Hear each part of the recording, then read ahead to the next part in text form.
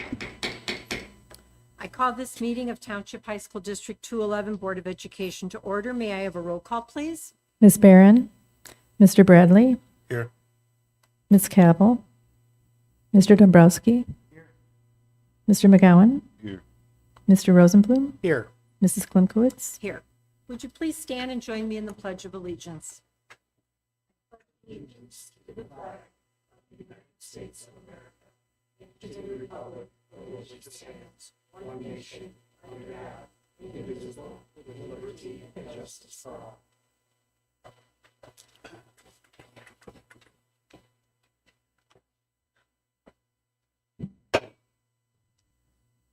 Our next order of business is the recommended action is that the board enter closed session to discuss minutes of meetings lawfully closed under the Open Meetings Act, appointment, employment, compensation, discipline, performance, or dismissal of specific employees, matter pertaining to an individual student, and deliberations concerning salary schedules for one or more classes of employees. May I have a motion, please? So moved.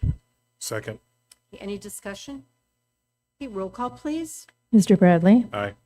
Mr. Dombrowski, Mr. McGowan, Aye. Mr. Rosenblum, Aye. Mrs. Klimkowitz. Aye.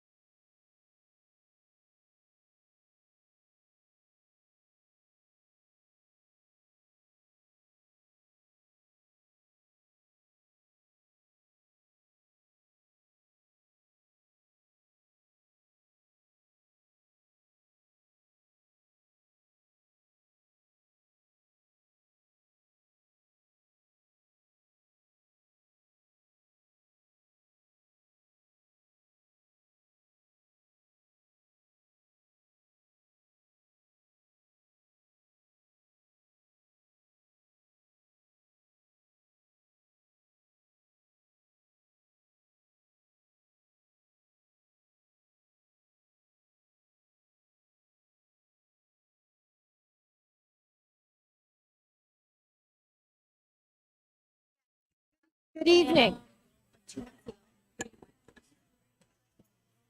Good evening. The recommended action is that the Board of Education return to open session. May I have a motion, please? So moved. Second. Any discussion? Roll call, please. Ms. Barron, Aye. Mr. Bradley, Aye. Mr. Dombrowski, Mr. McGowan, Aye. Mr. Rosenblum, Aye. Mrs. Klimkowitz. Aye. Would everyone please stand and join me in the Pledge of Allegiance?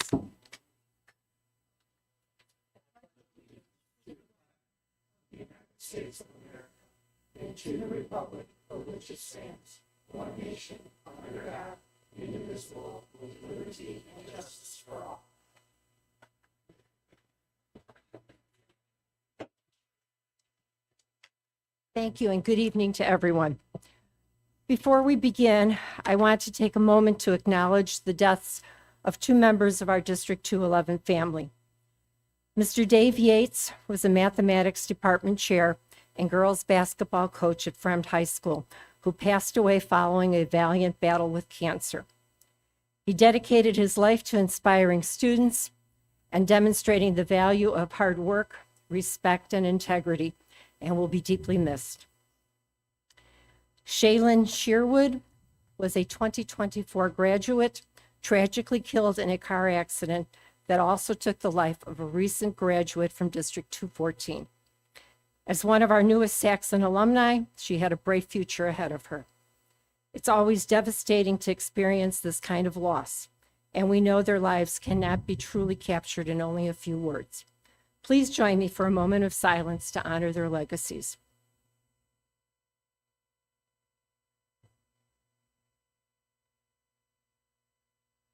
Thank you. Our thoughts are with their families, colleagues, and friends, as well as the Schaumburg and Fremd High School communities. Thank you. Right. That will now take us to our state award winners. Dr. Small. So we live life to the fullest each day, and we are here to celebrate our students tonight. So Assistant Superintendent Josh Shoemaker, if you would please come to the podium. We have some wonderfully successful students and coaches to bring forward before the board tonight. Dr. Small, Board of Education, thank you for taking the time this evening to honor our talented young students and athletes. Tonight, we have the opportunity to recognize athletes and students who earned medals and teams who earned trophies during the spring season of the Illinois High School Association state tournaments. Here tonight to assist us in honoring these students from Palatine High School, Athletic Director Luisa Royal, from Fremd High School, Athletic Director Hamid Maryaskoui and Principal Mark Langer, and from Conant High School, Athletic Director Eric Hauser and Principal Julie Novak. Guests of our students, families, as their name is called and they walk across the room, please stand and be recognized as well. Our first coach tonight to honor his team, Bob Hansen, the Fremd High School badminton head coach, is out of state. So I'm honored to introduce Assistant Coach Jamie O'Donnell, who will present the IHSA State Badminton Tournament champions. Coach O'Donnell has been the assistant coach for the last 3 years, which have also been the years of which this team has been the conference champions. Jamie is a graduate of Fremd High School.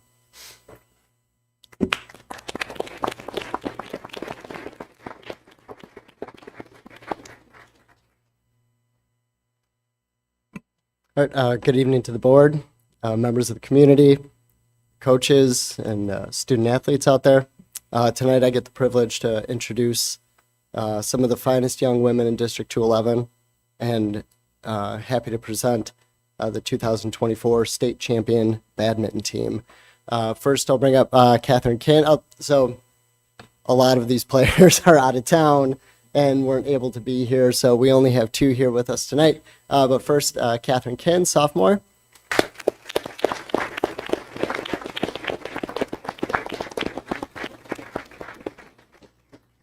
And Sophia Lynn, freshman, who finished 3rd place in singles.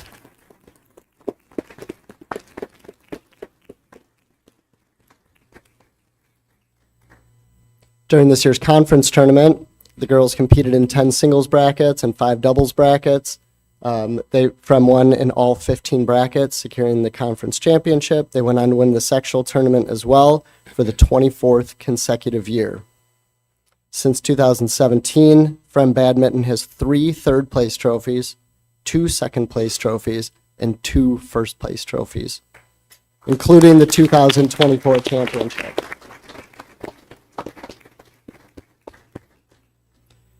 Although they're not here to be able to, hear them be talked about, I think it's just deserving that I go on with this. In the 2 seasons prior to 2024, team took second place in both tournaments. The points came down to the final match. In 2022-23, we lost that match and settled for second place.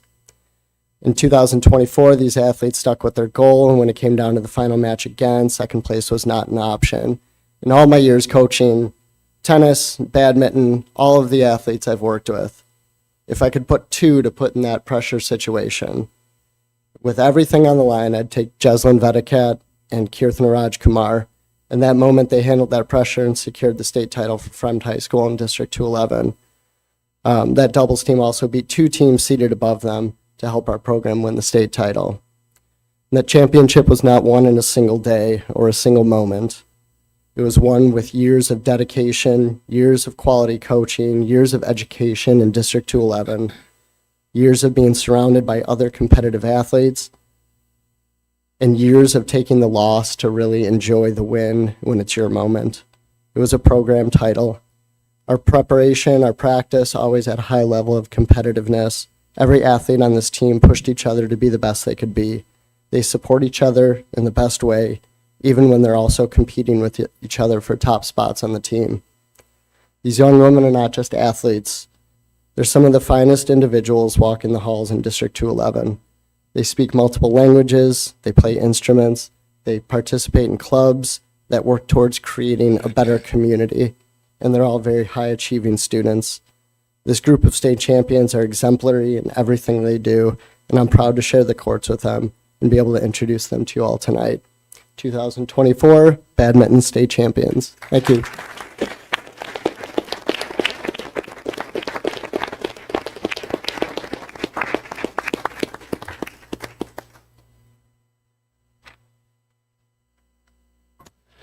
Derek Feivelson has been the head coach of the Conant High School baseball team for the past 11 years. Coach Feivelson led the team to a conference, regional, sectional, and super sectional championship this year, as well as a very exciting second place finish at the IHSA state tournament. He is also a District 211 graduate from Hoffman Estates High School. Coach Feivelson.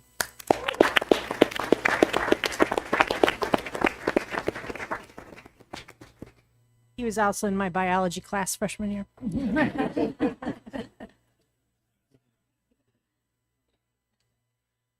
One of the first people that I texted after our super sectional win was Dave Yates, because just to show him the math chair's pride of being state qualifiers, that I could join him. So thank you, Mr. Schumacher, for introducing me.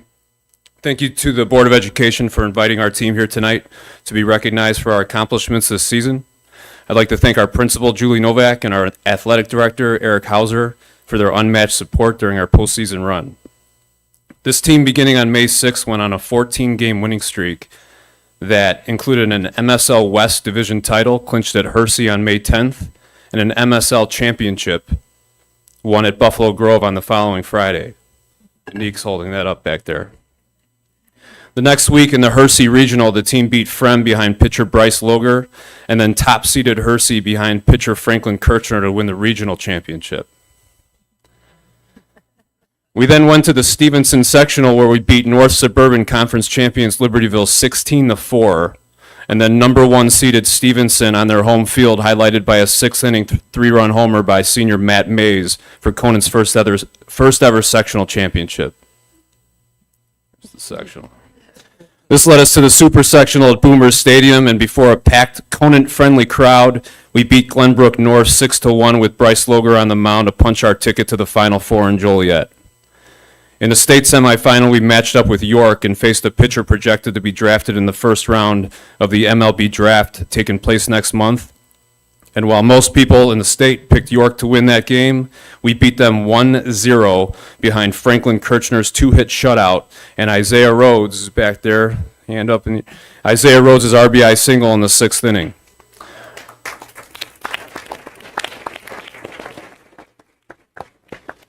Our 14-game winning streak was then snapped in a state championship versus Providence Catholic, losing 4-1, but finishing the most successful baseball season in Conan High School history with a 30-8 record and a state runner-up trophy.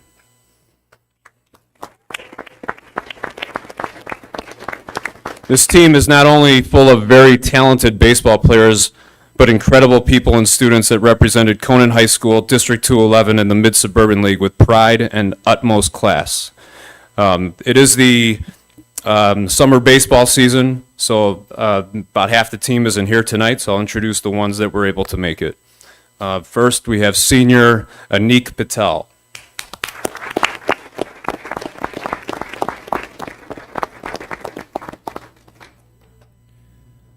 And their parents could stand up when I call their name, please.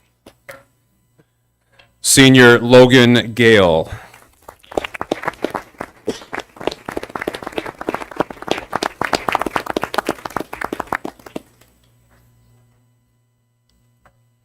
Senior Julian Salmechi.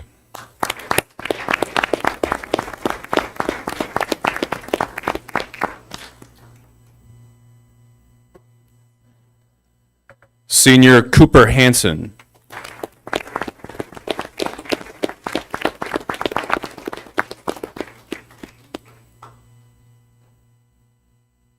Senior and all-state pick Jake Parpet.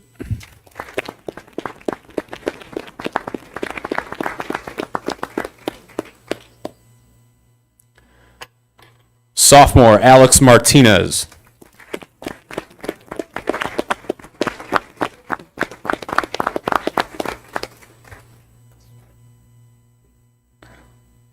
Sophomore Jacob Spiganowicz.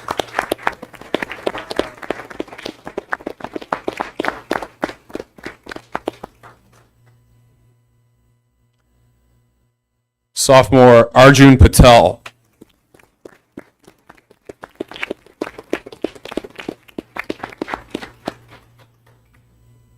Senior Austin Patachnik.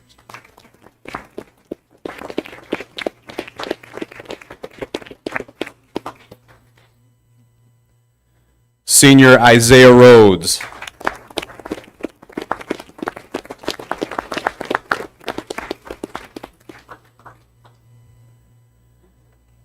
Senior Braden Hauser.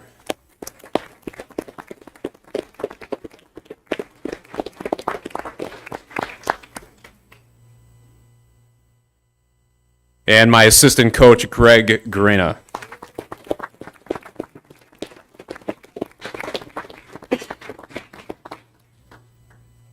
Thank you.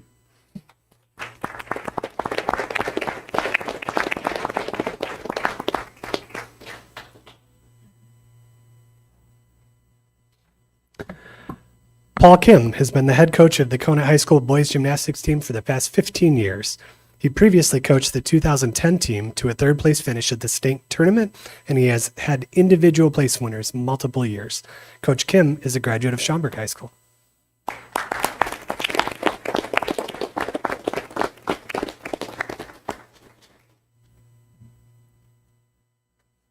Good evening. First, I would like to introduce Sankit Vyas and his parents, Mr. and Mrs. Ajit and Sonal Vyas.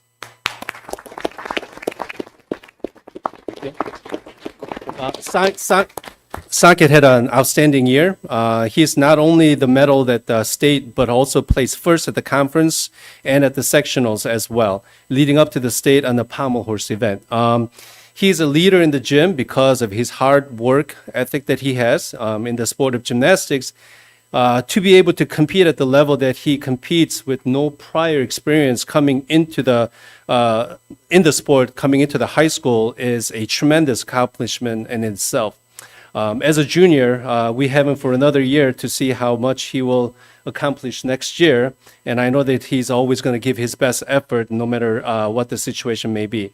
I know that boys gymnastics are has been in the spotlight for a little bit, and I'm proud to say the Conant High School had one of the largest team in the state of Illinois. We had over 40 gymnasts come out for the sport, and we are very strong as a team. And I know that we will be much more successful next year. Congratulations to Sankit, and we're looking forward to him coming back here next year. Thank you.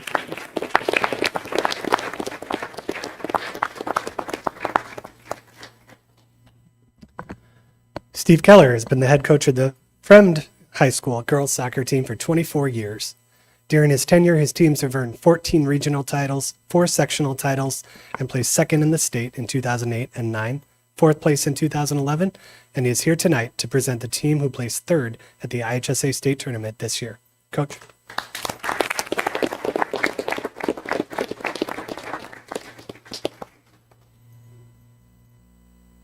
Thank you, Josh. I'd like to thank the Board of Education, Dr. Small, and the administration team for inviting the Frem girls soccer team here tonight to be recognized for our third place state finish this past season. The Frem soccer program appreciates the Board of and administration's continued support of athletes in District 211. Without your dedication and guidance, none of our athletic accomplishments would be possible.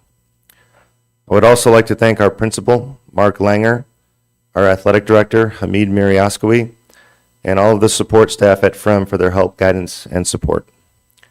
Finally, I'd like to thank and recognize the Frem soccer coaching staff.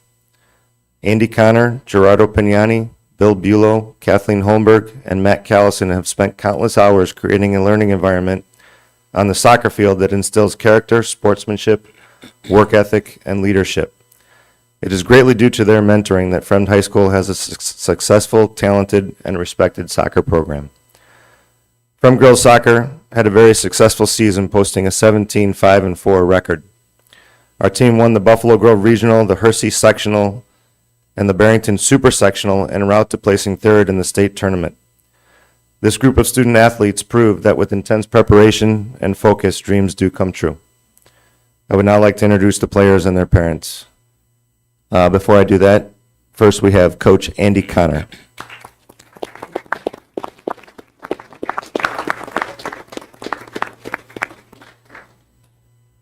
Riley Getch, her dad Ken Getch,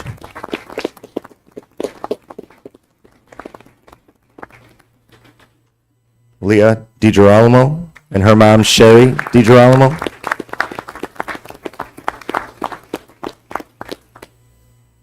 Gemma Gillespie,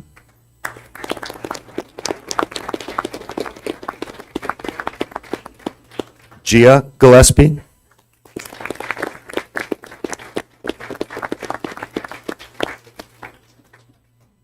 Molly Rodino and her mom Andrea Rodino,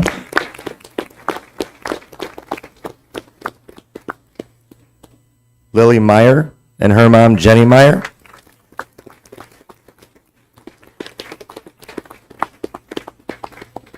Natalia Walla and her parents Thomas and Joanna Walla,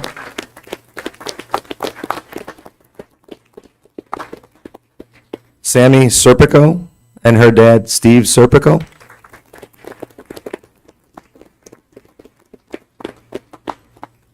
Ella Castelloni and her mom, Kendra Castelloni.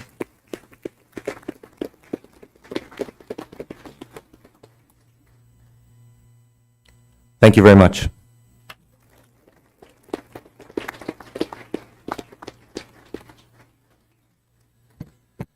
Johnny Kent has been the head coach of the Fremd High School boys tennis team for 3 years.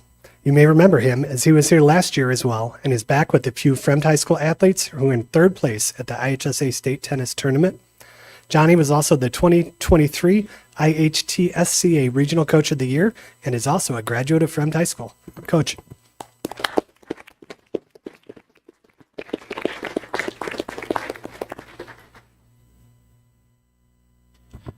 As the other coaches have said, we want to thank the board as well as administration for your continued support of our program and allowing us to do some great things. District 211 happens to host the boys state tennis tournament, so it's always a great thing when Palatine and the rest of our sites and because they're kept so well, serve as a place for the entire state to gather around. Tonight, I have the honor of introducing the three most accomplished players in Frem boys tennis history that have brought Frem boys tennis to new heights on the state level. This year, for the first time ever, we have two different entries that earned state medals at the state tournament that was hosted at Palatine, as I mentioned, and where we finished fourth place as a team this year. So first up, we have the doubles pair of junior Shashwat Shrivasta, joined by parents Krishna and Pratibha.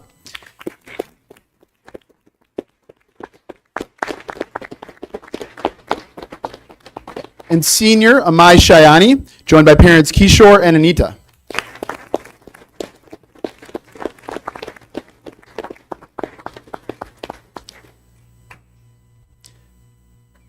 These two both followed up top 8 finishes in the last year's state tournament by finishing in the third place in doubles at the state tournament this year. This was tied for the highest in school history with the doubles pair from 1986. A highlight of their tournament was a thrilling 6-4, 4-6, 6-4 win in the quarterfinals over the defending state champions from Highland Park. They lost a tough match in the semifinals to the 1 seed, but they finished with a convincing win to take home third place. These two were a lot of fun to watch and brought a ton of energy to the court and brought lots of screaming, excitement to every single one of our matches. We will miss Amai greatly as he contributed 4 all-state finishes in his 4 years and was an emotional leader for us. Shashwat, we're looking forward to next year. Hopefully he can be back here on this stage with a single state championship for us. So thank you, guys. Next up, we have senior Andrew Spurk, joined by parents Jen and Billy.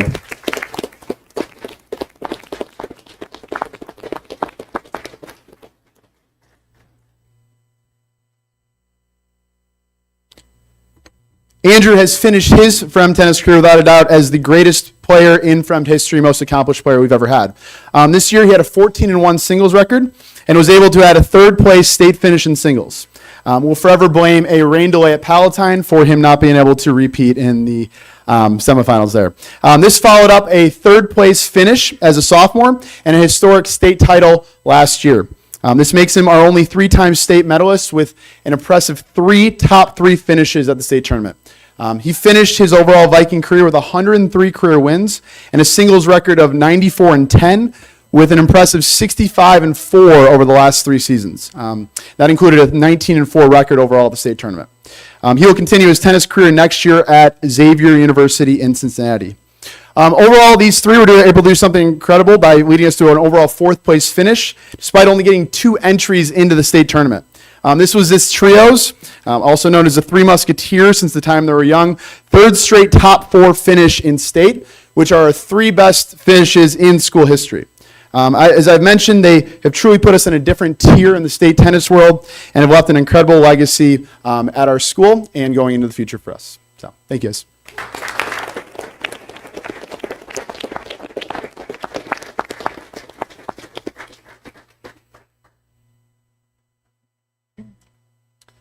Martel Halloran has coached track and field for 17 years, with the last 2 as the head coach of the Palatine High School boys track and field team. During that time, his team were champions of the 90th annual Palatine Relays, and he is here tonight to present 2 athletes who earned medals at the IHSA State Track and Field Tournament.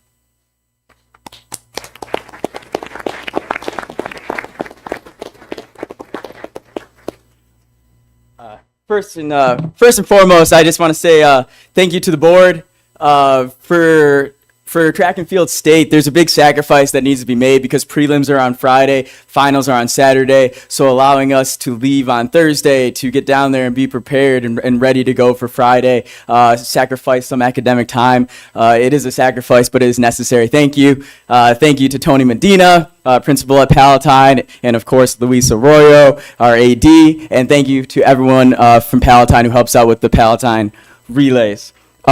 So first up, I want to call up Carter Hayes, who is joined here by his mom, his dad, and his younger brother.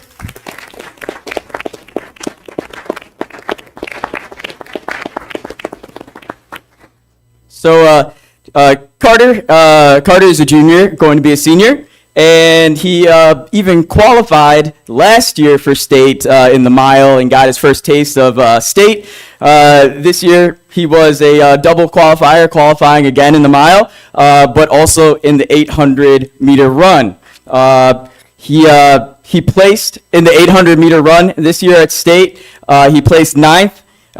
His time of 1:53.58 is number 4 all time in Palatine High School history, and number 2 as a junior.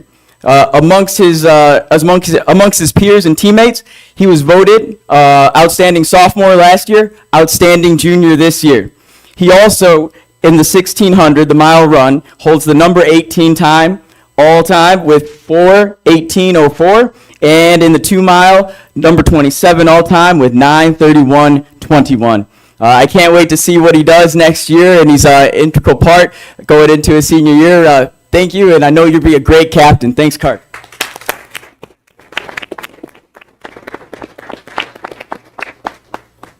Next up, I want to call up Alex Krieg, who is joined by his mother.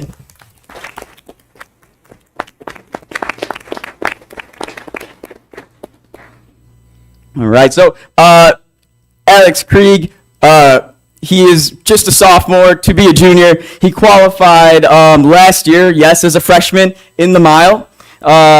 He is on a consecutive days of running streak. Anyone want to guess? 970 days straight running. So, testament to how hard he works and who he is as a person. He was voted amongst his teammates outstanding freshman, and then this year outstanding sophomore. He holds the number 22 time in the mile with 4:19.47, and in the 2 mile, which he qualified for this year, he holds the number 3 all-time time. That's number 1 sophomore, so the Frostroff school record, with 9:07.56. So very, very impressive. His name is amongst names that are juniors and seniors that went through our program that are very star-studded within high school, but also even within college. So going into only his junior year, we can't wait to see what he does. Thanks, Alex.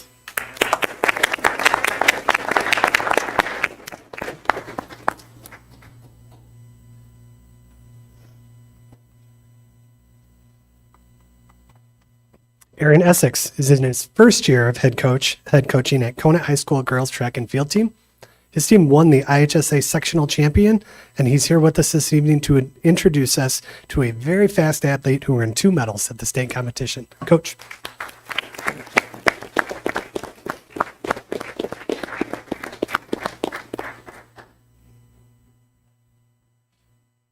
How's it going, everyone?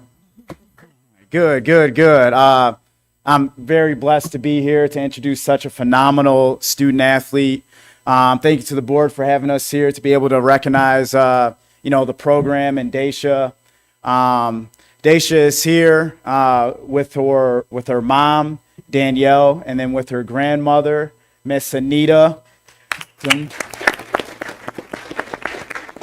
I'll tell you, they do not miss a track meet. I swear, they're at every single track meet, giving Daisha snacks, whatever she needs, giving her prep talks, motivational talks, all of that, right? All the success, that Daisha has had, a big part of it is for, these women right here that do a lot for her. Please give them another round of applause.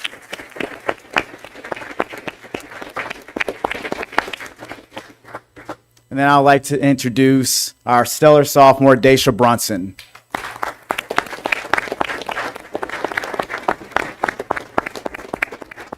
So Daisha is one of the best athletes that I have ever seen. And I coach football, basketball, track and field. I've coached some softball, by far one of the best athletes that I've ever seen. It's just amazing to see everything that she does on the track and the work that she puts into it.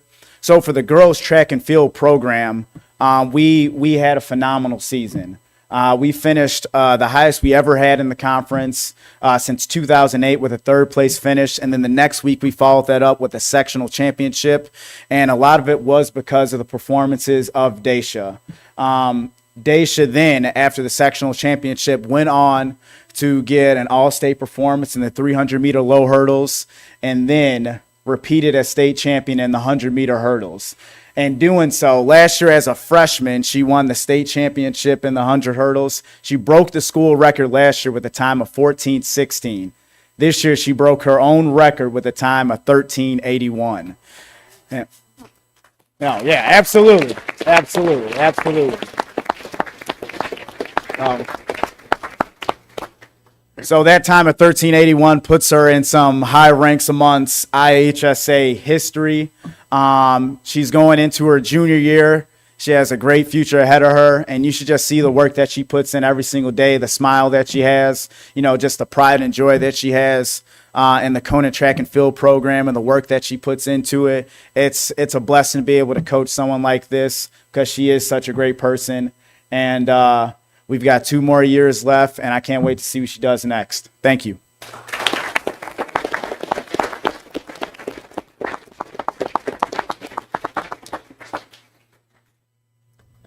Kevin Conway has coached the Palatine High School girls track and field team for the past 2 seasons. He also serves as a special education teacher at Palatine, and he's here to introduce you to a just as quick athlete who also won 2 medals in the same exact events as Daisha. Coach.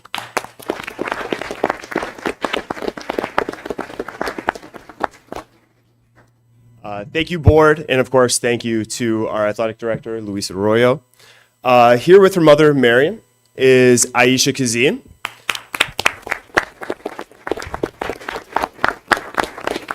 Aisha had an incredible junior season in track and field. Aisha broke 4 school records last year. She continued the trend this year, setting another 2 records and tying a 3rd. This year at the state meet, she finished 7th place in the 100-meter hurdles and was the state champion in the 300-meter hurdles.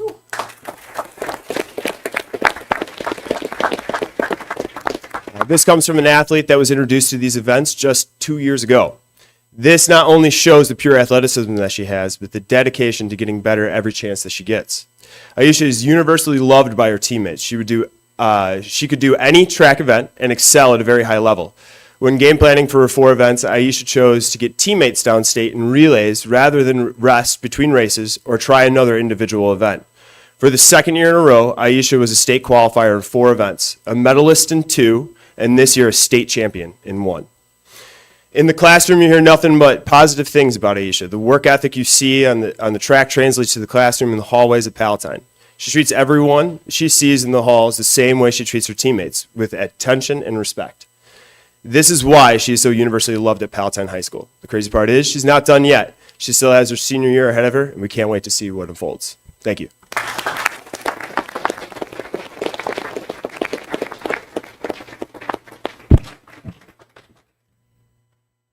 I'd like to ask Angela Drenth to join us up front to honor us or introduce to us our Golden Apple Scholar. Angela Drenth is a family and consumer sciences teacher and department chair at Conant High School. She serves as the district chair for family and consumer science, also is a Hoffman Estates graduate, and also I was her teacher and coach too. Mrs. Drenth serves as an advisor for student class councils, Greek Club, and Educators Rising, a career and technical organization offering opportunities for students interested in pursuing education as a career to take leadership roles and connect with others. Angela introduced to us one of her incredible students who has earned the distinction of being a Golden Apple Scholar. Angela?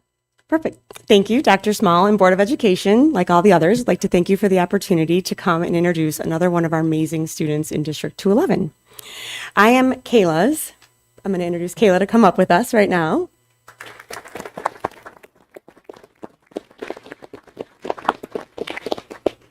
I had the honor and privilege to be Kayla's Intro to Education teacher this year, a program that we offer at the high school that allows students to see what it would be like to go into the field of education. I'm going to read today from her cooperating teacher. So although Kayla was with me, she also spent 2 periods a day, every day, in a math class, working alongside of a math teacher to see what it would be like to possibly go into that career. So I'm going to read for you what her math teacher wrote about her. I have had the privilege of knowing and working with Kayla Wong for 2 years. I had Kayla her freshman year in Advanced Algebra 2, where I got to know her as a very hardworking and determined student that wasn't afraid to ask questions. This year, I've been working with her as my student intern in my 2-period Algebra 1 class, where I saw her as a positive, organized, helpful, and dedicated role model. Our class had 24 diverse students who were placed in this class due to their previous performance in math. They could be a challenging group, but Kayla used her outgoing personality and was able to relate well with the students. They felt comfortable asking her questions and just talking with her. During her internship this year, Kayla has been able to help students with their homework, go over quizzes, lead classes and review sessions, make up worksheets, and work one-on-one with students who need extra help. Kayla was a real asset in my classroom, and I think she have learned just as much from the students as they learned from her. Kayla has known for a while that she was interested in becoming a teacher. Over her years at Conant, she has taken advantage of the classes and programs offered to help her towards that goal. Along with her internship, Kayla took several education classes her freshman, sophomore, and junior year to work towards this goal. Kayla, while keeping up her grades, has also had a huge part on the varsity water polo team at Conant High School in the last 4 years. She's also been a member of our Cougar Climb Committee, NWRSA, where she works as an inclusion aide, and is a member of our senior class council. Outside of Conant, Kayla volunteers weekly at her church and leads a small group of second grade girls. Kayla has shown that she is able to balance being both a student and an athlete at the same time. With all this experience, it is no wonder that Kayla has earned and was awarded a prestigious education scholarship called the Golden Apple Scholarship. She's going to be a great teacher someday who will truly care about her students. Congratulations, Kayla, on this very well-deserved award.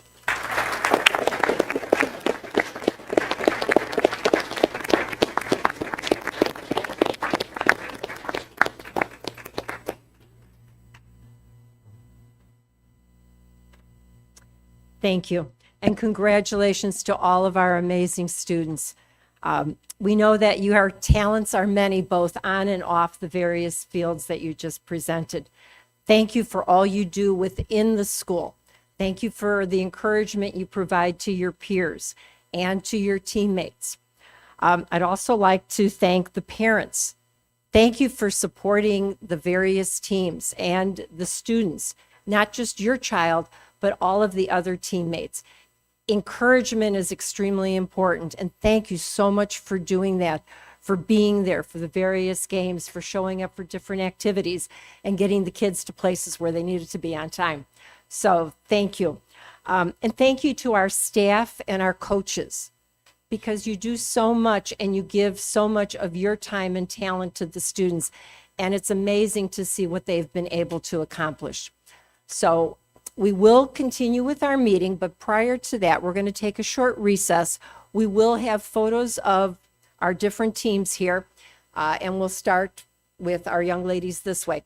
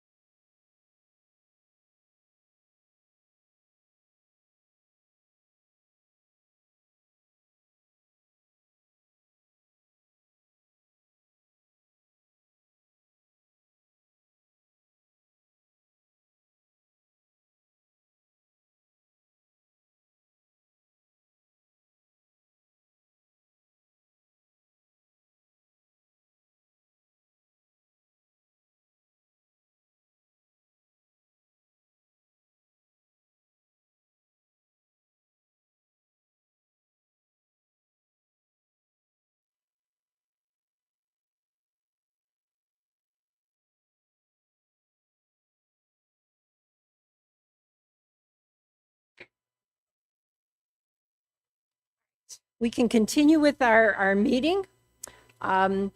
We do not have anyone signed up for public comments. We do not have any presentations this evening, so that will take us to the consent agenda. I had a request to remove one item, letter G. Are there any other requests to remove any other items? Okay, so that we'll have two motions on the consent agenda. First motion is that the consent agenda with the removal of letter G, resolutions authorizing intervention in proceedings before the State Property Tax Appeal Board be approved as presented. May I have a motion, please? So moved. Second. Okay, any discussion? Okay, roll call, please. Ms. Barron, Aye. Mr. Bradley, Aye. Mr. Dombrowski, Aye. Mr. McGowan, Aye. Mr. Rosenblum, Aye. Mrs. Klimkowitz. Aye. The motion carries. The second recommended action is that the Board of Education approve the resolutions authorizing intervention in proceedings before the State Property Tax Appeal Board, which seek assessed valuation reductions in excess of $100,000 for property tax year 2023. Docket numbers 2023-29588, 2023-26989, 2023-29202, 2023-25012, 2023-25013, 2023-26958, 2023-26962, 2023-27515, 2023-28717, 2023-26143, 2023-29680, 2023-29636, 2023-25778, 2023-28247, 2023-27495, 2023-29140, 2023-29195, 2023-29149, 2023-29493, 2023-29128, and 2023-25821. And further authorize Franzik and Hodges, Lozey, Eisenhammer, Roderick, and Cohn as the Board of Education's legal representatives to file requests to intervene in appeal proceeding forms with the Property Tax Appeal Board on the properties for which the district receives notification of appeal. May I have a motion, please? So moved. Second. Okay, any discussion? Roll call, please. Ms. Barron, Aye. Mr. Bradley, Aye. Mr. Dombrowski, Nay. Mr. McGowan, Aye. Mr. Rosenblum, Aye. Mrs. Klimkowitz. Aye, and the motion carries. Thank you. All right, then that will take us to our special reports. We've got the Freedom of Information Act requests. And then the next item is the 2024-2025 tentative budget, the Illinois Municipal Retirement. And If I may say a few Yes, words please. on that. In February, the board was presented a financial calendar, including the budget and levy process. Budget information is presented to the board from June through September, and the levy sequence occurs September through December. Over the next several months, the business office will be preparing the 2024-25 annual budget. Tentative budgets will be shared by fund with the board beginning tonight with a tentative budget for IMRF Social Security Fund and Working Cash Fund. It is anticipated that the Transportation Fund will be brought to the board at the July meeting, and the O&M Fund and Educational Fund will be presented with the tentative budget as a whole at the August meeting. At the August meeting, the board takes action to allow for public inspection of the budget for 30 days prior to its adoption, at the September meeting. The budget must be adopted by September 30th of each year. are there any questions? Okay, if not, then the next item is the Illinois High School Association Letter of Appreciation. This was a thank you from the IHSA. We host at all of our 5 schools the IHSA Boys State Tournament, which was referenced by Coach Kent tonight. Okay, thank you. And then next is the graduation dates for the class of 2025 and 2026. This is information. The board has already approved the contract with the Now Arena for these classes. Then that takes us to unfinished business. And then the first item is the superintendent's search, our planning and preparation. So you've received information in regards to it. And the search firm is asking us to take a look at the online survey. And if there's any questions or thoughts or concerns that you might have in regards to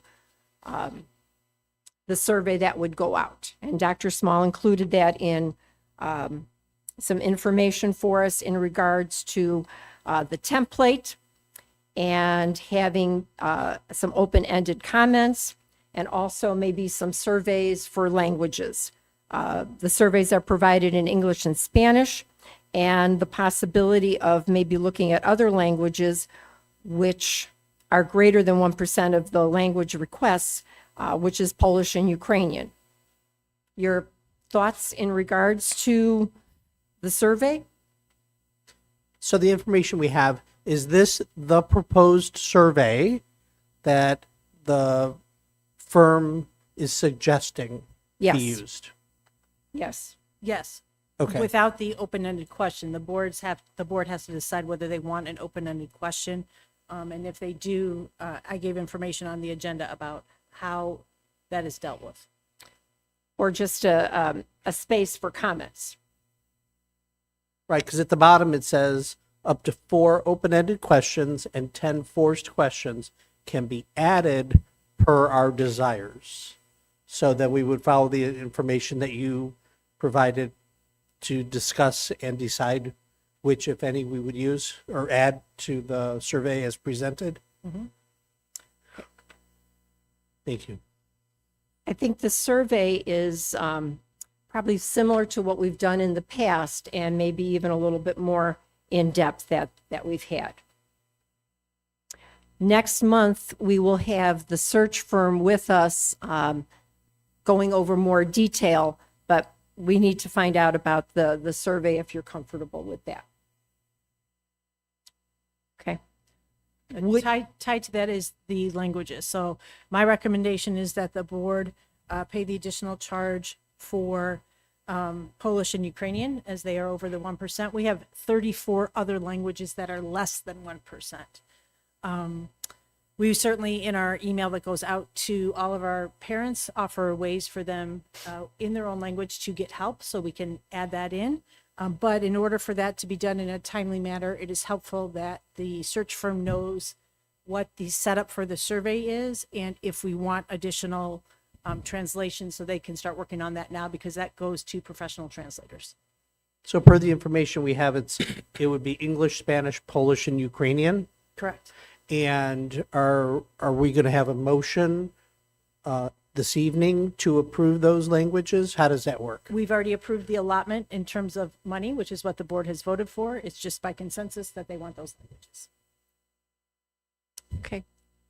All right. If there's no other questions there, then I'd like to ask about the target date for hire.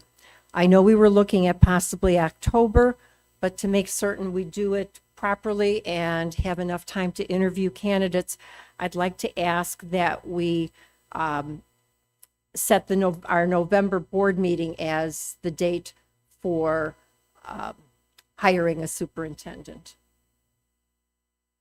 I would like to keep it as October.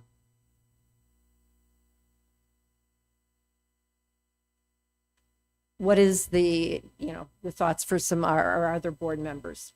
I don't know if we'll be able to get it done by the end of October. I think we can certainly try for that. We may have to have some special meetings, but I'd like to be able to be flexible, that if we're not able to, that we at least definitely set it by our November meeting. I can give some background on that. Please. The RFP that went out asked each firm to set the target date of October. That is an aggressive target date, but in the RFP, wanted to make sure that every search firm had that capacity and ability to do that.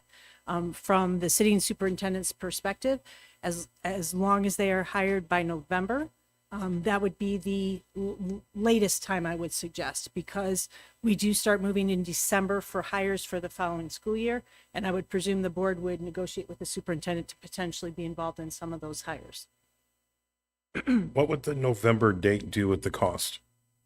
Nothing. Nothing. So my perspective is leave it as October at this time, as Mr. Dombrowski had suggested, and we're very early in the process. And I suggest that we continue with the October date as was contracted. And if we see, as we move through the process, that there's a need to lengthen it to November, that we take action at that time. But right now, we do the timeline that was presented to us with the different steps along the process, working towards an October hire. My only concern with that is the search firm is going to kind of backdate the events from the time that we're looking at. And I want to be certain that we're not rushing into things when we might need a little bit more time. That is my only concern. Madam President, my concern is the impact that it has on board meetings in November and October. I would prefer to have it done prior to when we are engaged in levy discussions, schools going on with awards from fall activities and things like that. And then the holidays are in November. We start with Thanksgiving and then we start rolling into December holidays. I would rather focus on October and not run the risk of running into November holidays. Noted, but I'm going to ask for some flexibility here, because if we need to. Madam President? Yes, sir. Can we take a vote on this? We can look for consensus. What are you recommending? You're recommending that we meet, that we have our person hired at our October meeting or by the end of the month of October? I move that we hold to the schedule that was presented by the firm that we hired. Well, if you're making a motion, is there a second? Second. Okay, discussion. Same points I just made. And the time doesn't really go anywhere. We can push back a deadline. I'd like to shoot for October. From everything I'm learning, there's a lot of work to be done in between this process of hiring a new superintendent and getting them up to speed. So I'd like to keep that window as open as possible. So shooting for October makes more sense for me. And having done this before with some of our members, there's usually a need for special board meetings anyways, be it involved, to have discussions on certain things or look at certain things, and there'll be opportunity to involve the community, and board members have the opportunity to attend those activities as well. So I concur to keep it as is. Okay, what's our October date? I don't know it offhand. It's the 17th.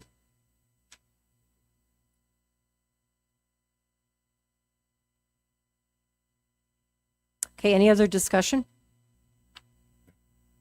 All right, may I have a roll call, please? Mr. Dombrowski? Can we have a reading of if You there's want a to repeat your motion? The motion is to maintain the schedule as presented by the firm that we hired. Aye. Second. Well, we're voting on it, so. Mr. Bradley? Aye. Mr. Rosenblum? Aye. Mr. McGowan? Aye. Ms. Barron? No. Mrs. Klimkowitz? No. The motion carries. I will ask the board, you do have to be flexible, because I'm not certain about the number of people that we'll have the interviews and making certain that we do it. Yeah, if we run Correctly. into any issues, we can always push it back. But I'd like to, like I said, shoot for that October. Okay. If we can hit October, then we'll have 2 months to prepare, as opposed to just the one coming out of November with the holidays. 2 months to prepare. Run into the new year. You said the hiring Yeah. process starts in December. Typically. Okay, yeah. So we want to have time to have the transition, to be able to, as much time as possible to transition, in my opinion. So that's. Okay, but I guess I just want clarification of what you had just said. So if we hire the superintendent in October, they're probably not, we'll have to see what flexibility they have to come in and spend time and learn about things here. Okay, all right. I just wanted clarification there. All right, the other item that they're asking us to take a look at are the duties of the superintendent. And you've got a copy of that policy in front of you. And obviously, it has not been updated, and it appears that maybe over the years when we've done a superintendent search, they've not asked us for this. But the search firm is asking us for it. You have a copy in front of you. The hope is to take a look at it, and we can discuss it at the July meeting. We would vote at the July meeting. Okay, we would vote at the July meeting. And Dr. Small, you're going to give us a little bit more.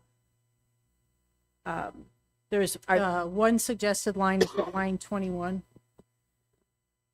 Just as it's a statement that came out of press. It is just truly defining what the superintendent follows in terms of board policies, state and federal law.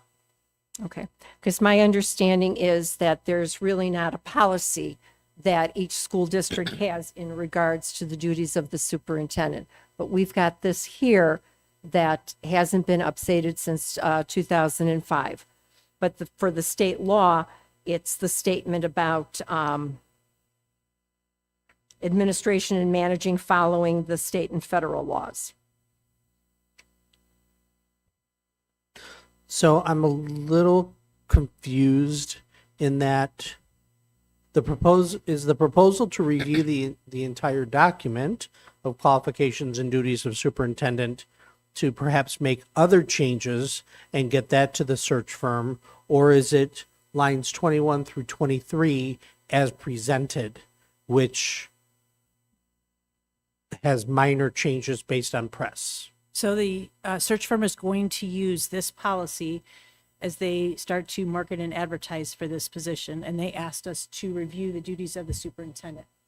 So based on the review of the policy committee, there is one suggested line. We looked through what press suggested. This line is the suggested line. So tonight, I would ask that the board discuss if there are any other additions they would like to have so that we can vote in July, so that the search firm can start using it, as they will need to move quickly for the October deadline. Okay. You've had this an opportunity to take a look at is there anything that stands out here that you would like Dr. Small to maybe discuss, expand upon, any of those things?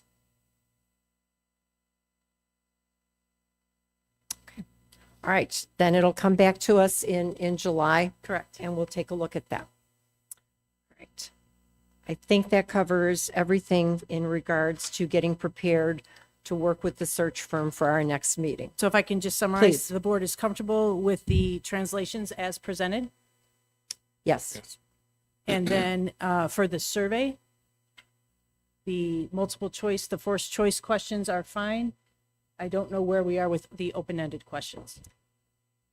I personally would like to see a section for comments, not necessarily open-ended questions, because that, well, it only gets too costly, and I think a comment section would probably be good, where people can put whatever their thoughts are. And that is already on the survey under D2.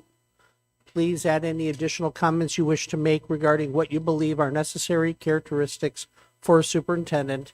Please note your comments will be transcribed verbatim and may be made public. So it does allow free-flowing text, it looks like, in that box already. Yes. Are we in agreement with that? And just to be clear, the survey is the only mechanism for community outreach. We're not doing focus groups. We will be doing focus We'll be doing groups. focus And next month, when the search firm is here, we will be discussing that. So I have a question. If we're going to do a focus group and we just completed our new 5-year strategic plan with our mission statement, what's the point of a survey if they're going to talk to these individuals in person through focus groups? The survey will go out to every parent. The focus groups will be smaller groups. Right. And then when we sent out surveys as we were completing the strategic plan, and what was the percentage of parents in our district that completed those surveys? I don't know if that off the top of my head. Okay. I think with the focus group, we can have the different groups, teachers groups, community groups, business groups, where we can talk about which type of a focus group we'd like to have and what they're looking for in regards to a superintendent. I just don't feel comfortable paying additional money to a firm that wasn't my first choice to begin with, to allow them to do a survey when they're going to have focus groups to focus on these same survey questions. So the survey and the focus groups are part of the price. Right. Okay. It's the addition of open-ended questions and additional forced choice questions that are. Okay. That was part. my misunderstanding. I was understanding will- that the survey was an additional cost in the beginning. I'll make sure that when HYA comes in on July and goes through the whole planning meeting, that they clarify about this one box, whether this box costs money or does not cost money. Certainly. That'll be fair. Thank you. And I think it'll be a good thing, as hopefully I believe if we get the information out, we will get responses from our parents. And with our focus groups, we can talk about that next month and see which groups we want to, pull in and make certain that we don't miss them for their input. For sure. And I think it'll be important to gather that data from the strategic plan surveys to see if it's even worth the while to send it out to the parents. If we got a very low response in those surveys and our equity surveys that were sent out in the focus groups that we started in the beginning of the 5-year plan, then maybe again, if we're not getting a response with current district information, what's the likelihood of this one getting a positive response to gather enough data of information? I don't know. All right, let's see what we discuss next month, and let's see what we get in. Hopefully, we'll get a really strong response from the community. And I understand all of that as well, and thank you, Mr. Bradley, for your thoughts around a possible waste of resources and time. But my thought is to try to do, first of all, everything that was in the proposal, and secondly, some people are willing to participate in focus groups. Some people don't want to be involved in a focus group where they're going to be in a room with other people giving their thoughts and opinions, and they prefer to do it more anonymously via survey. And then there are some people who may or may not have availability to participate one way or the other. So I think having a variety of different methods for somebody to provide their input is something that we should also value. So Excellent point. Thank you. All right, if there's nothing else there, then we'll move on. The next item is an action item, and these are some policies. The first is, the recommended action is that the board policy file JFC student conduct be modified as proposed and added as an active board policy on board docs. Further, that the superintendent be directed to make appropriate distribution. May I have a motion, please? So moved. Second. Okay, discussion? Okay, roll call. Mr. Bradley, Aye. Mr. Dombrowski, Aye. Mr. McGowan, Aye. Mr. Rosenblum, Aye. Ms. Barron, Aye. Mrs. Klimkowitz. Aye, motion carries. Next recommended action is that the board policy file JG, student discipline, be deleted as a board policy. Further, that the superintendent be directed to remove the policy from active status on board docs. May I have a motion, please? So moved. Second. Okay, any discussion? Roll call, please. Mr. Rosenblum. Aye. Ms. Barron. Aye. Mr. Bradley. Aye. Mr. McGowan. Aye. Mr. Dombrowski. Aye. Mrs. Aye. Klumpwitz. Motion carries. The next item is that board policy file JFCG, tobacco use by students, be deleted as a board policy. Further, that the superintendent be directed to remove the policy from active status on board docs. May I have a motion, please? So moved. Second. Any discussion? Roll call, please. Mr. McGowan. Aye. Mr. Rosenblum. Aye.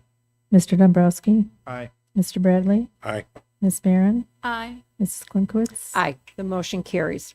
The next item is the recommended action is that the board policy file JFCE, student discipline for students on psychotropic or psychostimulant medication, be deleted as a board policy. Further, that the board superintendent be directed to remove the policy from active status on board docs. May I have a motion, please? So moved. Second. Discussion? Okay, roll call, please. Mr. Dombrowski. Aye. Mr. Bradley. Aye. Mr. Rosenblum. Aye. Mr. McGowan. Aye. Ms. Barron. Aye. Mrs. Klumpwitz. Aye. The motion carries. Next item is that the board policy file JGC, social suspension, be deleted as a board policy. Further, that the superintendent be directed to remove the policy from active status on board docs. May I have a motion, please? So moved. Second. Any discussion? Roll call, please. Ms. Barron. Aye. Mr. McGowan. Aye. Mr. Bradley. Aye. Mr. Rosenblum. Aye. Mr. Dombrowski. Aye. Mrs. Klumpwitz. Aye. The motion carries. The next item is that the board policy file JGA, corporal punishment, use of physical force, isolated timeout, and restraint, be deleted as a board policy. Further, that the superintendent be directed to remove the policy from active status on board docs. May I have a motion, please? So moved. Second. Okay, any discussion? Roll call, please. Mr. McGowan. Aye. Ms. Barron. Aye. Mr. Rosenblum. Aye. Mr. Bradley. Aye. Mr. Dombrowski. Aye. Mrs. Klumpwitz. Aye. The motion carries. Next recommended action is that the board policy file JFCH, prevention of and response to student bullying, be modified as proposed and added as an active board policy on board docs. Further, that the superintendent be directed to make appropriate distribution. May I have a motion, please? So moved. Second. Any discussion? Okay, roll call, please. Mr. Bradley. Aye. Mr. Dombrowski. Aye. Mr. Rosenblum. Aye. Ms. Barron. Aye. Mr. McGowan. Aye. Mrs. Klumpwitz. Aye. The motion carries. All right, that takes us then to new business. The recommended action is that the Board of Education accept the annual review of safety plans, protocols, procedures, and school safety drills report and authorize the superintendent or designee to complete and submit the required paperwork for the annual drill reviews and threat assessment records to the Regional Office of Education or other offices as designated. May I have a motion, please? So moved. Second. Okay. Discussion, Dr. Small? Annually, District 211 submits a report to the Regional Office of Education reflecting the drills conducted. Local emergency response units, including the local police and fire departments, are invited to contribute to this yearly review. The 23-24 school year was the 15th year the district implemented and standardized the comprehensive emergency procedures and response protocols. Representatives from both the fire and police departments from each village serving the district were closely involved with the district personnel in the development and response plan. The district continues to benefit from a very collaborative, cooperative, and effective relationship with local police and fire departments. As started last year, the current agreements between the villages regarding SRO and other police communication are added to the agenda for general information. Any questions, discussion? Okay, if there's none, then roll call, please. Mr. Rosenblum. Aye. Mr. Dombrowski. Aye. Mr. McGowan. Aye. Ms. Barron. Aye. Mr. Bradley. Aye. Mrs. Klumpwitz. Aye. The motion carries. The next recommended action is that the Board of Education approve the North Cook Intermediate Service Center intergovernmental agreements as presented for the 2024-2025 academic year. Further, that the superintendent be authorized to sign the agreement on behalf of the Board of Education. May I have a motion, please? So moved. Second. Okay. Dr. Small? District 211 has partnered with the North Cook Intermediate Service Center, which is our ROE, for many years to support students in a variety of capacities. Tonight, there are 3 as-needed alternative school programs presented. Each one is designed to meet specific needs of students who are not finding success in their home school. The agreements for these programs give District 211 the ability to use the program if it is needed for the upcoming school year, but does not require any participation or any funding at this time. NCISC provides also an on-site student advocacy alternative learning program option to assist our at-risk students directly within our home schools. The NCISC student advocacy staff are embedded within our schools to support students and offer expanded resources within each school, focusing on students who have poor attendance, behavior referrals, and/or poor academic performance. 2 student advocates are assigned by NCISC to each school who work closely with staff, parents, and students to create and support student success plans specifically to meet the needs of students who are involved in this program. Last year, Palatine and Hoffman Estates High School had student advocacy staff for the entire year and Schaumburg for 1 semester. This year, NCISC staff is available to work for all 5 schools. Any questions? Yes, I have a few. First, how does this scope of work for the additional staff that they're placing differ from the work that our 211 counselors perform? So our 211 counselors are assigned a entire group of students in the range of a couple hundred to more. These particular staff members are assigned approximately 50 students per staff member, and they focus the entire year on these 50 students, where they get to know them, they create plans, they do home visits. These are students that our school specifically set up and recommend to them, and gives them more attention along the way. Okay, and then we hired all of our ESSER-funded counselors full-time. Does this create redundancies? No. The ESSER staff that we hired full-time, those staff have duties such as they are on-call counselors for all of our students. They are part of the MTSS system for all of our students that are a part of it. So they are more of a connection across many students as opposed to a narrow focus. And then for the co-funding, what budget source are we drawing? It comes out of our education fund. Comes out of the education fund, okay.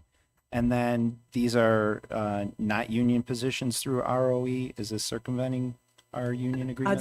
These are considered ROE employees.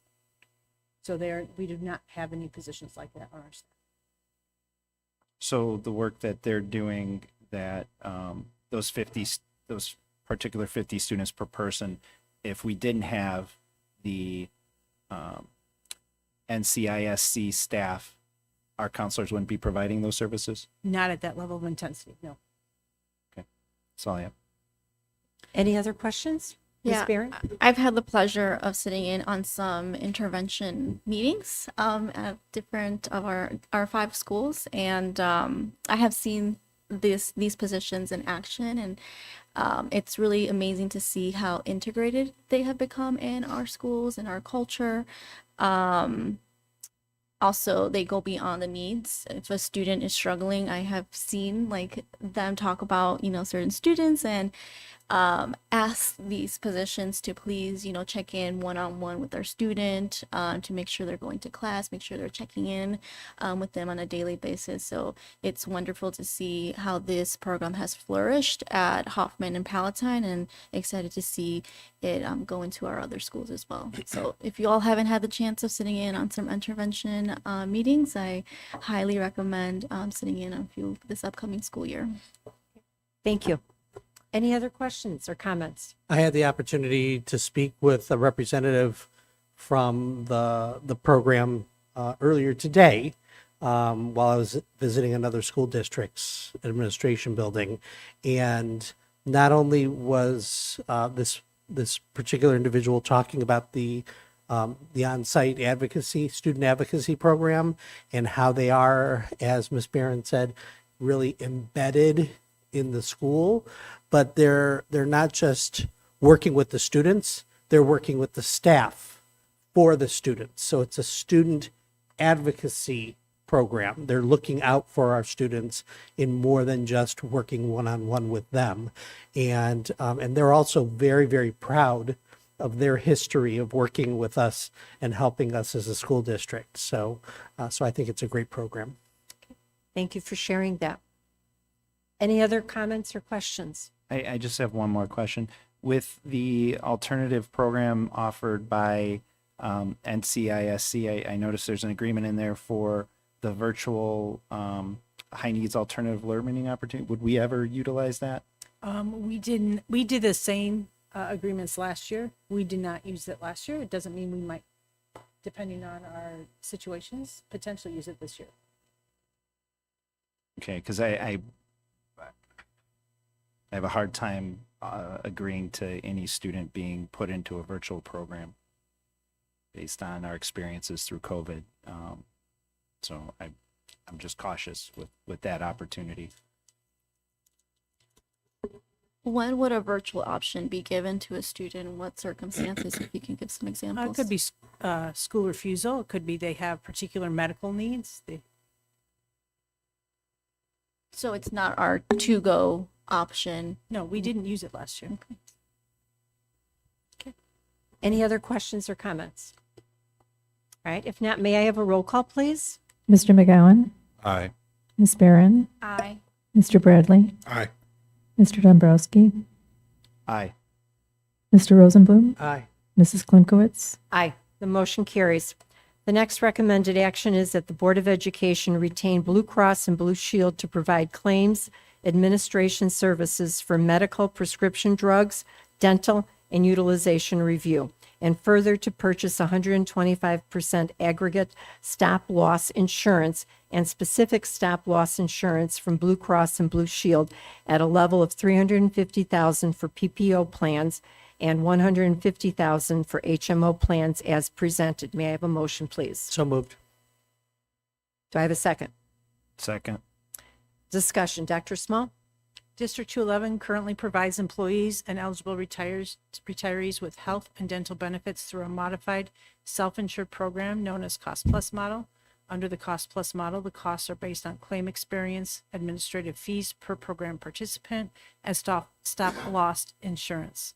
The current proposed multi-plan structure integrates varied cost control factors from deductibles, coinsurance, prescription drugs, health savings accounts, and varied levels of premiums based on the plan benefits. Any questions?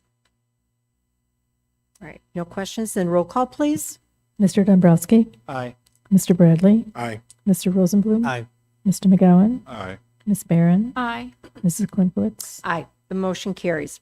The next recommended action is that the Board of Education renew its membership in the Illinois Association of School Boards for 2024-2025 and authorize the superintendent to pay the annual dues of $19,911. May I have a motion, please? So moved. Second.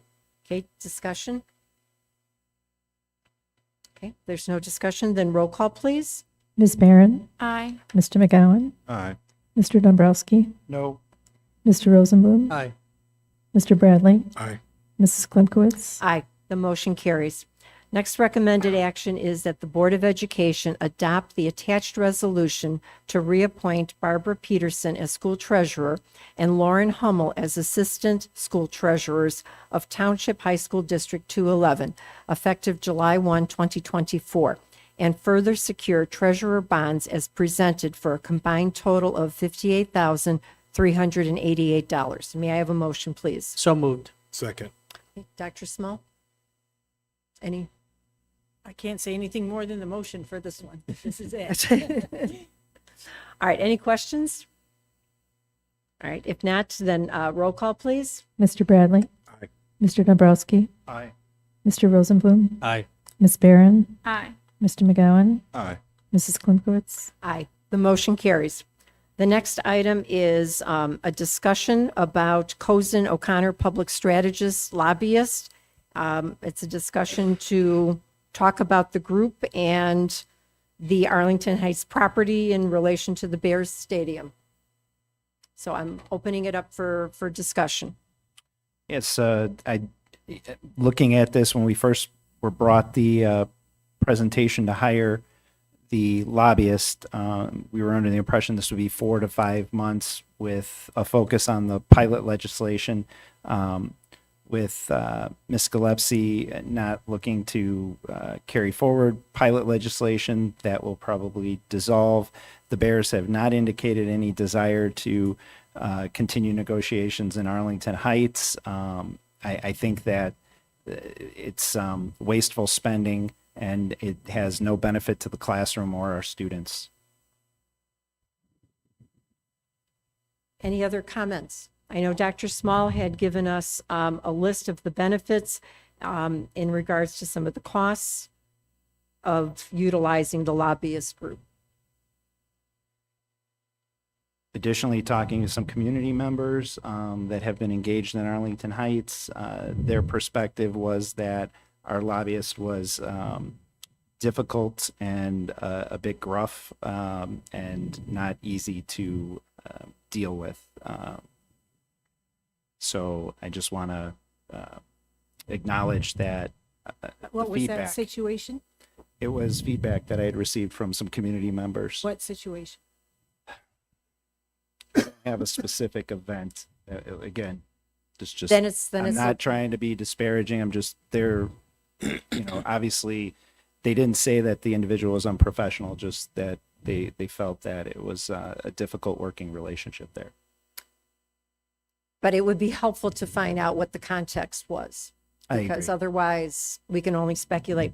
I would ask maybe Dr. Small if you can highlight some of the items that you put into the letter about working with the lobbyists and how our 3 school districts are working together in regards to this. And, hopefully there's some resolution to this soon, to the Bears. Each of the 3 school districts, District 15, District 214, and District 211, fund the lobbyists at a cost of $3,000 per month per school district.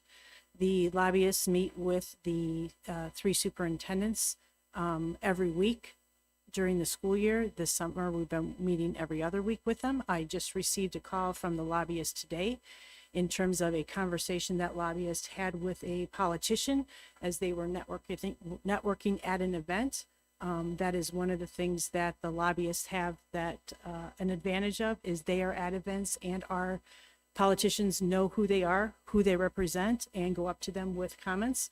I can't publicly say completely what was discussed or who it was discussed with, but I will tell you that it was very advantageous for the district, and that allowed the lobbyists to be setting up some meetings in the future for us.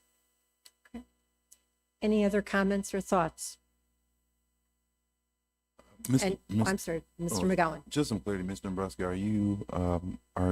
is the concern that we are using a lobbyist in general, or is it this particular lobbyist? Just so I'm clear.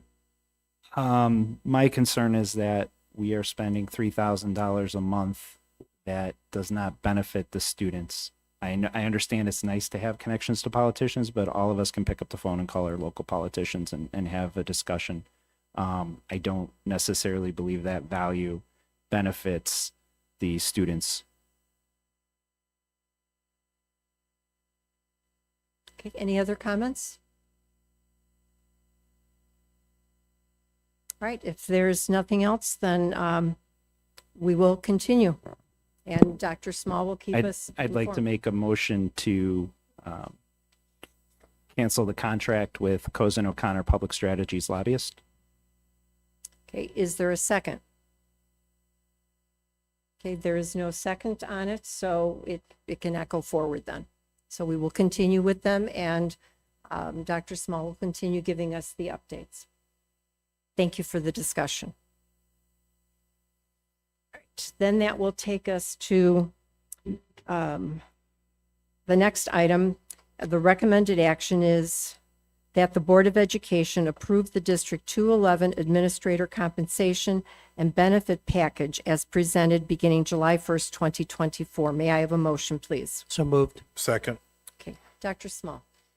District 211 administrators work tirelessly to ensure opportunities for our students.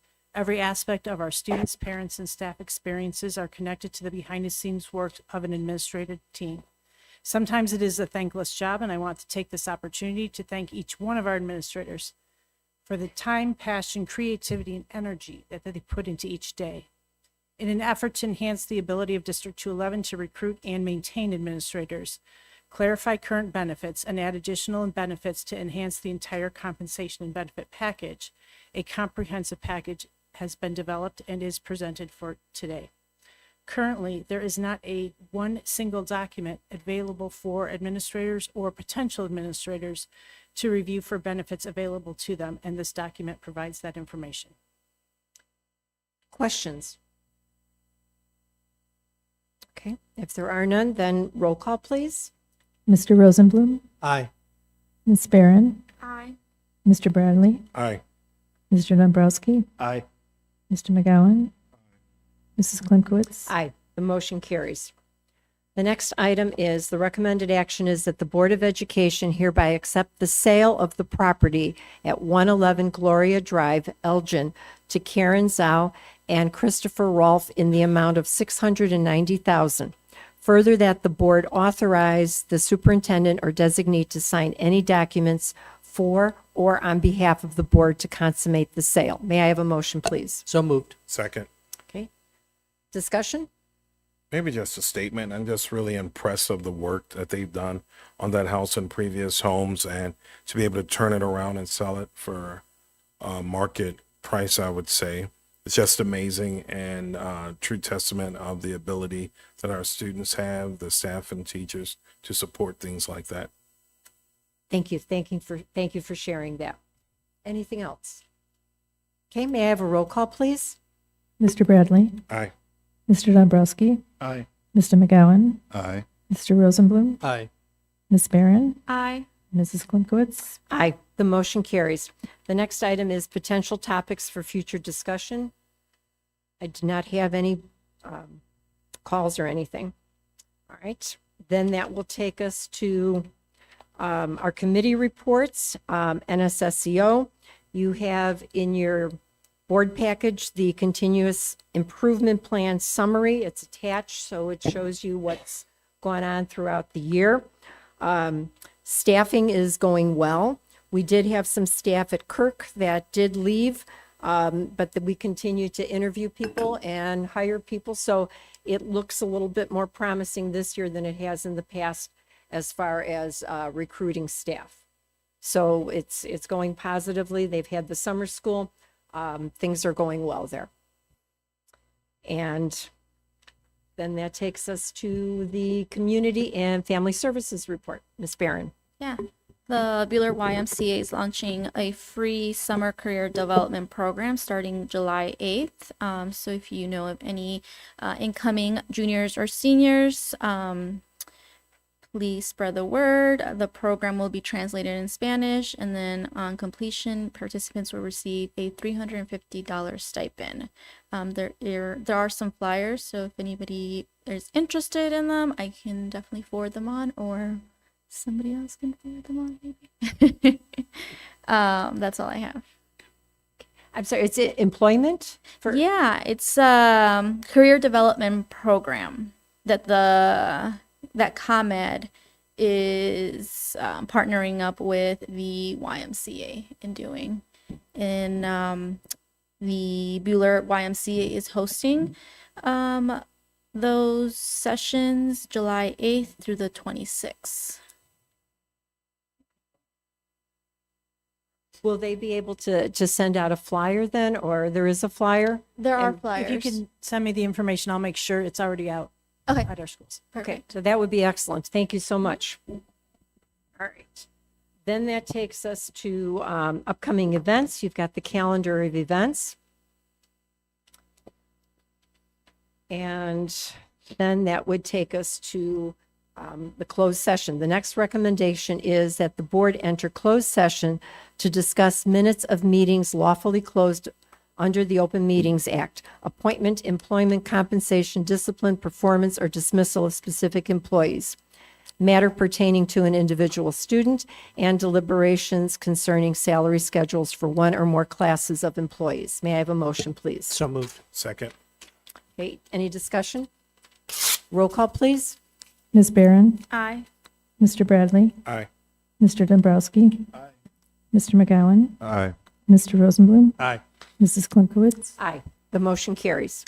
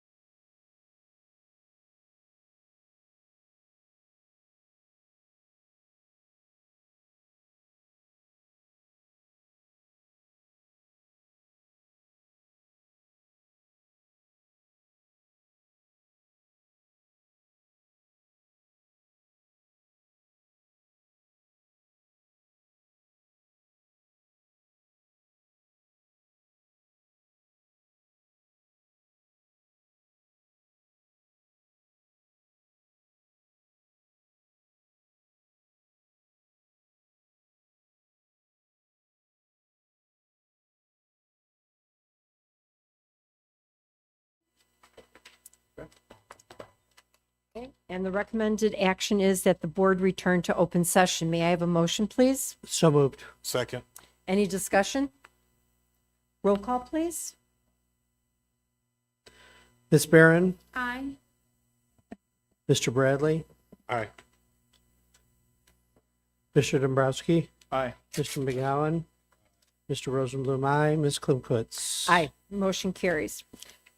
The next item is that the Board of Education accepts the retirement request according to the master contract of the D211 Teachers Union for the following: John Bama, effective December 2028, Kara Crown, effective December 2028, Tyler Donnelly, effective May 2028, Anita Govic, effective May 2028, Robert Higgins, effective May 2028, Michelle Hinoja, effective May 2028, Eric Jacobson, effective May 2028, David Jonan, effective May 2028, Thomas Letzel, effective May 2028, Jeffrey Manns, effective May 2028, Eric Millstone, effective May 2028, David Moravec, effective May 2028, Dong Pham, effective May 2028, Javier Rivera, effective May 2028, Christopher Smith, effective May 2028, Mary Thomas, effective May 2028, Tony Tosh, effective May 2028, James Weaver, effective May 2028, and Matt Zamolzak, effective May 2028. And the Board of Education accepts the retirement request consistent with the master contract of the D211 Teachers Union for Mike Althier, effective June 2028. And the Board of Education accepts the retirement request according to the master contract of D211 Operations Maintenance Group for the following: Edward Grizel, effective October 2026, John Montesinos, effective June 2025, and Luis Sosa, effective November 2024.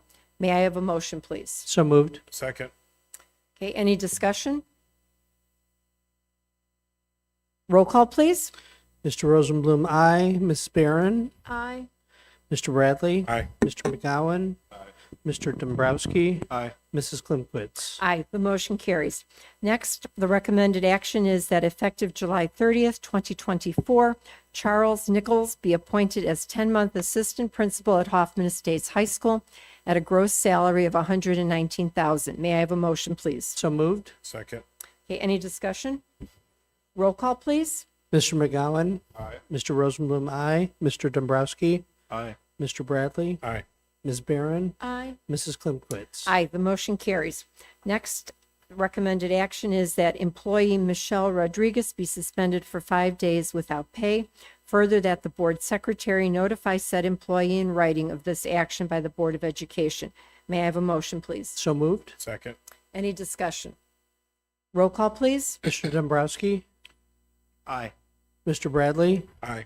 Mr. Rosenblum, aye. Mr. McGowan, Ms. Barron, Aye.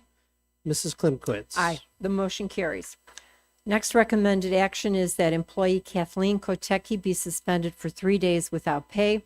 Further, that the board secretary notify said employee in writing of this action by the Board of Education. May I have a motion, please? So moved. Second. Any discussion? Roll call, please. Ms. Barron, Aye. Mr. McGowan, Aye. Mr. Bradley, Aye. Mr. Rosenblum, aye. Mr. Dombrowski, Aye. Mrs. Klimkowitz. Aye, the motion carries.